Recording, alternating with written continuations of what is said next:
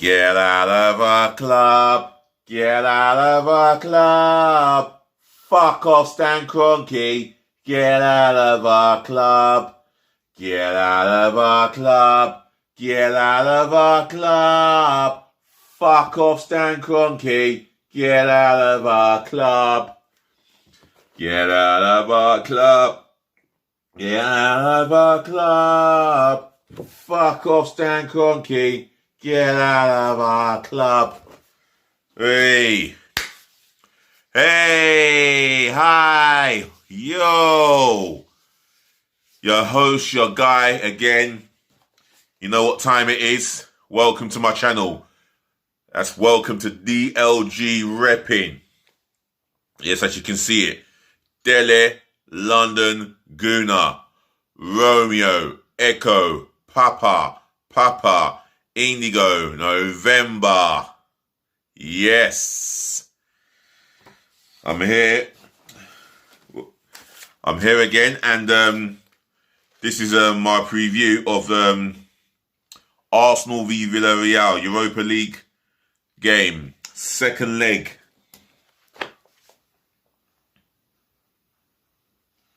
Yes, second leg of the biggest game of our season. For the players, for the substitutes, for management, the club directors. In fact, the biggest game for us fans.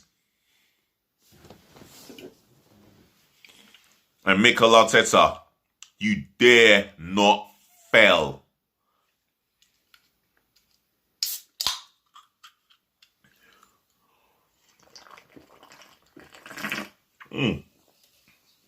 Don't mind if I do. So, the first leg, terrible. We did not close the ball down. And this is the things that I've spoken about. Things that you need to do in the cup semi-final of a European game. And you need not to, but you don't allow the opposition to have the ball in space. You put the pressure on them, close them down, in your face tactics within the rules of the game. You don't mark zonally on set pieces or crosses. And another thing that you don't do, you do not fuck about with the ball, defenders. And that's what we did last week. Now we've had up to 6 days to prepare. And there's no excuses. Well, I'll say 6 days prior to the Newcastle victory. And I suppose that victory builds that positive momentum. And that is what we need to take into this second leg at home against Villarreal. We've got the away goal, and my word, we were lucky to have that penalty because it was a cheating attempt it was a cheating moment by Bukayo Saka.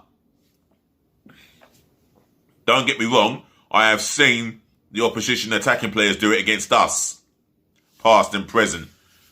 But I do not condone any Arsenal player doing that for a penalty. It's not just desperate, it's cheating. End off. However, we go again. We will take on Unai Emery's Villarreal. And for me, Emery got it wrong last week, especially towards the business end of the game. He decided to bring on Francis Coquelin and take off a striker when we were there for the finish. We were there to be ripped apart, torn a new one at 2-0 down. And it should have been possibly 3, 4. It should have been a lot more than 5, if I'm being completely honest. Because we were that dog shit. We were nowhere near the levels required to compete in a European semi-final against Villarreal. Yeah. So anyway, That was dead. We got the away goal. I'm grateful for that. I'll accept it because it is what it is. However, it does not reflect on our whole performance because we were pathetic with a capital P. That being said, I'm going to go into the 1 to 11. My 1 to 11, and the formation is 4-2-3-1 for those of you that are joining in. So, in goal, well, I've got a dilemma here. Now, it's a rumour from a newspaper article somewhere that Leno has asked Arsenal football, well, he wants to leave Arsenal Football Club and he's seeking to ask Arsenal for a transfer. Don't know where this comes from, but this is not good. 24 hours before our Europa League semi-final game, which is the biggest of our season. I'm hearing that. Now, I'm going to have a big dilemma here, but you know what? I don't know what I will do because putting Leno in there is a gamble. I'll tell you what, I'd rather gamble my last £5 note on a slot machine than pull it on Leno. Can I trust Leno for this occasion? Can I trust him? Arsenal fans, can you trust him? Leave it in the comment section below. Oh, I forgot to say, smash the thumbs up like button. Do smash the share button as well. Left, right and centre galore with the with the thumbs up like button. Help me to, subscribe to my channel, DLG Reppin. Please subscribe. And, Arsenal fans or football fans, if you're listening, maybe Villarreal fans, is Leno in the right frame of mind to start this game? That's the question I ask. Leave it in the comment section below. Because I'm going to go with, I think Leno will start the game on Arteta's say-so. But for me, I need a goalkeeper who is 100% focused, 100% commanding of his penalty area, and 100% vocal. I'm going to go with Matt Ryan. This being our biggest game of the season. And when an article comes out like that, it doesn't bode well for the team. It doesn't bode well for the football club. And last but not least, it doesn't bode well for the fans that I'm hearing this article about a rumour that Leno wants to leave. I don't know how true that story is. But that completely throws us off the rails a little bit. That's a story that can make our whole season, I don't know, in our whole season go into tatters. I'm going with Matt Ryan in goal. And if that's the case, if he does go with Ryan, he hasn't done sweet FA wrong. Matt Ryan in goal. He commands his area, pulls of the spectacular saves. Some say he's kept Brighton in the Premier League, but that's open to debate. Brighton fans, if you want to comment on Matt Ryan keeping you in the Premier League or you have your own views, then drop it in the comment section below. Right back, Cedric Suarez. He's been pushing that door to be starting the games, and he deserves to start this season. Bellerin, he's not worthy of starting this game. However, he was not too bad, without being spectacular. He was all right without being spectacular on Sunday, but I trust Cedric Suarez.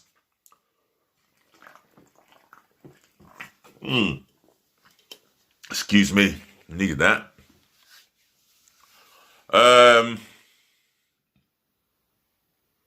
My centre-half pairing, I'm going with Callum Chambers here. If Lewis is fit, I don't know why, but I would have gone with Lewis.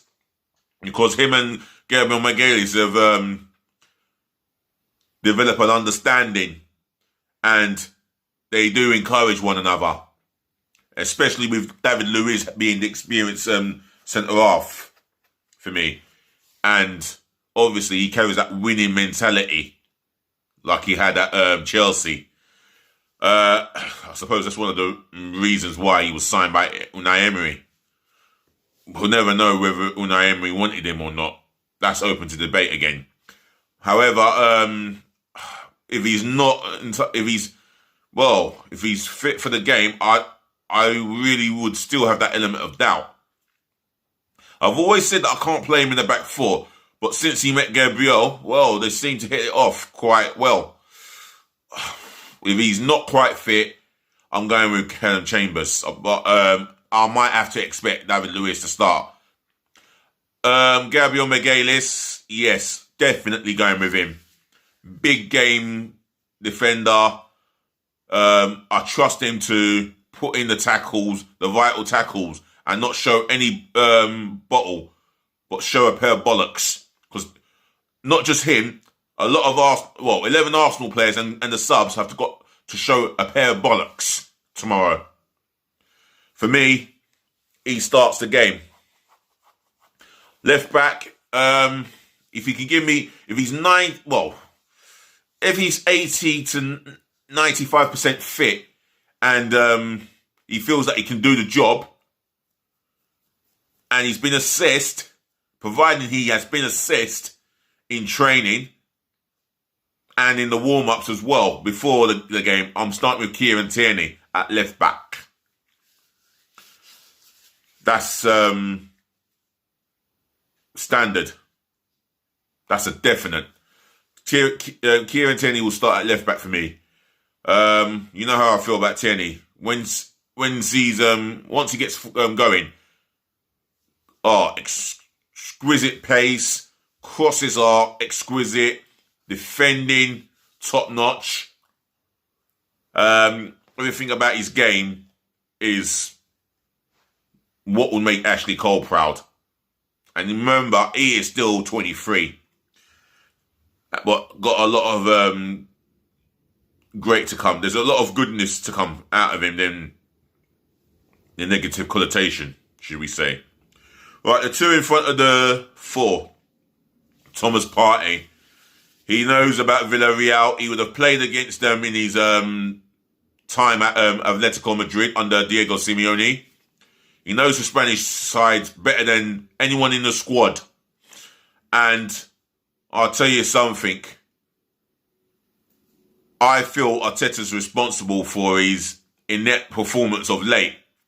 And it's as if he's not getting the very best out of it. He says, not just not getting the very best out of him. It's as if he is not exactly filling him with the confidence that he needs. But when he gets that confidence going, I'm telling you, world class at best. And for me, one of the best combative midfielders in the world of football. Thomas Partey starts. His partner, I never thought I didn't even think I'd be calling that his name, depending on him to do the job in that midfield. But again, he does do a job. He does get tenacious. I mean, he's tenacious in the tackle. He is not going to back down from a tackle. And even on the ball, he's taking more responsibility receiving the ball from defence. He's now prepared to take that responsibility. That's an extra bonus to his game. Granit Xhaka. Not captain material, but he is vocal. And he and Partey together are going to be of need of one another. And it's important that the communication is being heard. I want to hear it. There's no fans. There's no excuses. Simple as. Right, the attacking three in front of the two. Bukayo Saka on the left. No, sorry, excuse me. Let me rephrase that again. Bukayo Saka on the right-hand side of attack. Right wing forward, if you want to call it that position. For me, our PFA Young Player of the Year in this country, and definitely going to be Arsenal Player of the season. Without a shadow of a doubt. This guy, He's been nothing but sensational. Everything about him on the ball, on the wing. His link-up play, goals, assist, definitely a starter. In the middle, yeah, Martin Odegaard. For me, I don't think playing in this fixture of tomorrow, the biggest fixture of our season, would faze him. He is so class at finding that pocket space. So class at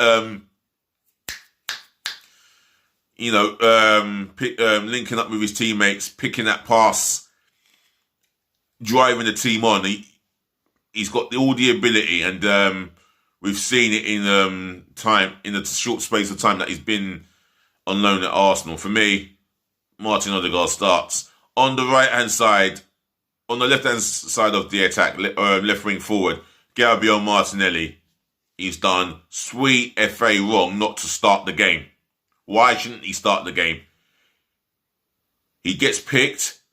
He's direct on the ball, running with close. When he's running at defenders, he's got that close control with the ball. He whips in crosses of end product quality, and yes, there's goals in him. There is goals in that guy and assists. Just ask Aubameyang. And speaking of which, I'm gonna go with Aubameyang because of Lacazette's fitness. I'm not gonna take a chance on. I've only taken a chance with Tierney because that is where we go with that. Otherwise, Aubameyang will start his fixture tomorrow if it was down to me. For me, he wasn't spectacular we didn't see Aubameyang on the ball as much. He didn't really get on the ball too much at Newcastle, but one thing for sure, he is a top world-class goal scorer. And that finish from a brilliant assist from Martinelli, you can see why we paid a 60-odd mil for him. That is what you get with Aubameyang. And for me, he'll start this game. My substitutions, well, this is where it's going to get really interesting. Bernd Leno on the bench. I really question if his mind's in this fixture for tomorrow night. And whatever's been said in the newspapers, he's not come out and denied. He's not come out and denied that he has stated he wants to leave or stay at Arsenal.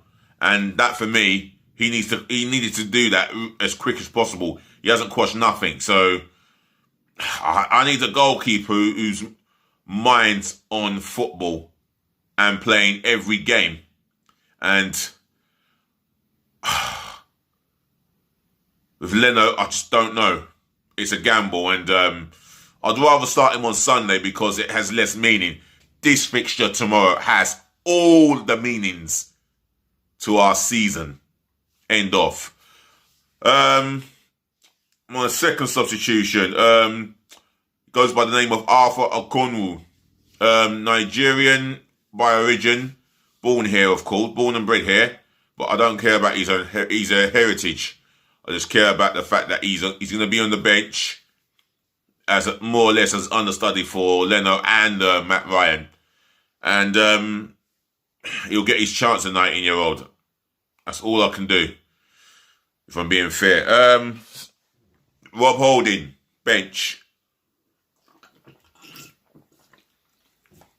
I will go with Rob Holding for the simple fact is I don't think I could trust him to do a job here. Not that it will affect me playing him in this leg, because we'll get more of the ball at home, and I don't think Villarreal will dominate too much possession at the Emirates. I'll be surprised if they did. Well, I won't be too surprised if they did, but Rob Holding, can I trust him to concentrate?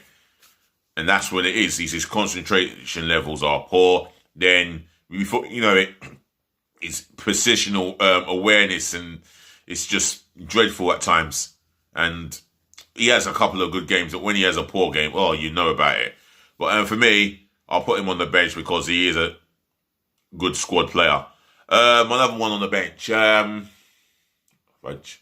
gonna go with Lewis on the bench. People forget that his versatility is key as well, and it may be key for this fixture. He can play holding midfield role as well as a centre half. But again, because of his fitness, I don't want to feel that I'm rushing him too much. With Tierney, he's got a fitness issue as well. But if he's been declared over 90% fit, for example, his pace on that side is going to be vital to us. So I've gone with Tierney, but with David Luiz, I'm going to have him on the bench. Substitute number 5. Thank fuck for no Danny Ceballos. Mohamed El Neni. Again, no one who's versatile. Yeah, he has the legs to go all 90 minutes, even 120 minutes if it was to get to extra time. He never tires. He never moans. But for me, we're looking for a bit more in that midfield. Danny Ceballos. Emile Smith-Rowe. Danny Ceballos. Mohamed El Neni. Emile Smith-Rowe on the bench. For me, he's got the legs for this for the fixtures for this particular game. His fitness is there, and it's there to be observed and to be praised. One thing with him, he does show some quality on the ball, and his link-up play with Saka is very nice to see. I think him and Saka link up very well at times. So I'm going to have him on the bench. Who else have I got? Reece Nelson. I'm having him on the bench for the simple fact is he's pushing for a first-team start, and I don't have any reason not to believe in him. I believe in him, and I would want him to come into the team and do well. But for me, he's going to be on the bench. Nicolas Pepe, that's top class, or should I say top quality footballer to bring off the bench. To bring on from the bench, should I say. I've gone with Martinelli for the work rate off the ball, and he's more likely to help cover his left back than Pepe. Pepe, he has started to do more off the ball work in terms of helping the left back defend. But for me, Martinelli he'll give everything for the team. And you can see that he enjoys playing for the Arsenal. That's the reason why I start him. I'm not saying Pepe don't enjoy playing for the Arsenal or not, but for me, we need a bit of, directness, we need more than a bit of quality ball skills from Pepe. But with Martinelli, direct and, he causes right backs problem. He gives them something to think about. So I've gone with Pepe on the bench. Substitute number 9, Folarin Balogun. Yep, he's a guy that I like so much. I feel that his potential is there, and him signing a new deal, I want to see him push into the first team affairs, maybe in the new season. Lacazette, substitute number 10, for the simple fact is, he's another one who's just coming back from injury. I think you can bring him on with over 25 minutes to go and to make an impact. And I think an impact he will make. Substitute number 11, Miguel Assis.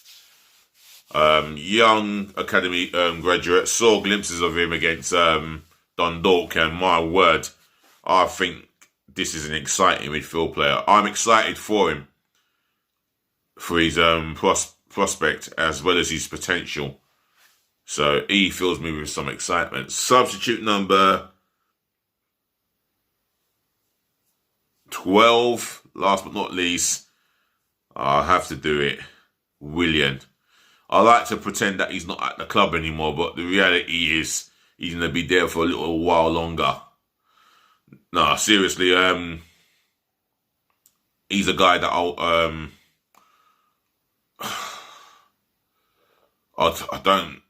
just don't want to put him on the bench, but he's a guy that he will offer us experience. But again, he's not shown the quality of player he was since he left Chelsea. But however, when he does, if he does get on top of his game, we have got one hell of a player and a potential match winner. If he wants to put in the performance. So Willian on my bench, and that's the conclusion of my bench and my starting 11. So I'm going to end this video once again and say, ladies and gentlemen, to the boys, to the girls, thank you for watching. Thank you for tuning in. Thank you for listening. And as always, without forgetting, a true thank you for putting up with me as you always do. At the greatest of times and sometimes at the worst. Do remember to smash the thumbs up like button, yeah, as many as you can. Smash my share button, yeah, all over the world. Especially make sure your relatives and your friends get hold of this channel, yeah, and tell them to flood their opinions, their thoughts in my comment section below, etc., etc. And a massive demand to subscribe to DLG Reppin, please. Left, right, and centre by smashing the subscribe button all over and passionately. I'm out of here. Be good to yourselves. Be good to others. Stay safe. And peace, love, and bless again. I'll be back later on for sure. I want to do Mikel Arteta's press conference. It'll be interesting to hear what he has to say. Otherwise, take care of yourselves and be good. And let's hope for the right result tomorrow. Come on, you Arsenal. Yeah. Be nice.